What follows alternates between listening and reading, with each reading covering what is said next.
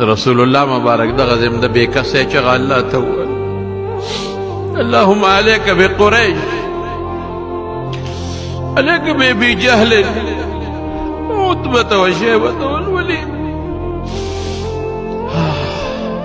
دړه درد ووت او د بیت الله په خوا کې دړه نه درد ووت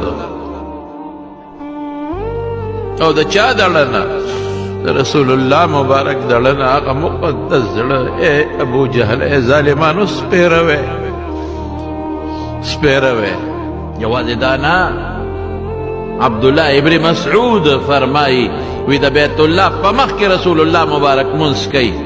ابو جهل دی عتبه شیبه ولید دا کسان ناست دي عقبه ابن ابي معيط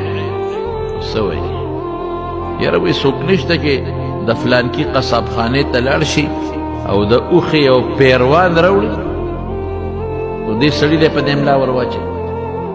عقبه ابن ابي معيط سپېره پاسې قصاب خانه کې اوښې لنګېږي که نه د یو پیروان یې راواخېسته پیروان خو پېژنې که نه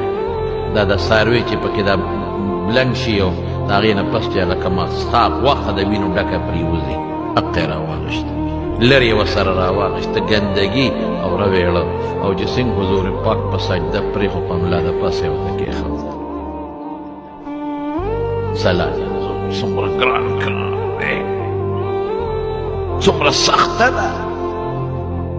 او چې په ملا سینګ کېښوده رسول الله مبارک دقسې په سجده پروت دی عبدالله ابن مسعود وی لو کان لی منع ارمان که قوم مې وی نو څوک مې نو نو نه مې شکر اسم شکر بې وسه کتل مې ورته پړه مې تېرېدل پړه د پاسه خو څه مې کولی شو غټ غټ سرداران دي او کافران فاطمه چا خبر کړه ماشومه جنکو ته څوک غږ نه کوي په منډه راغله او هغه شی د حضور پاک د ملا نه وغورځو او د کافرو ته لګیا شوه بدره دیوي ماشومانو جنکو ته څوک نه وایي او دوی داسې وخندل که نه چې په یو بل پرېوتېدل او خړتېدل رسول الله مبارک سر اوچت کړ او لاس یې الله ته کړ امن یجیب المضطر اذا دعا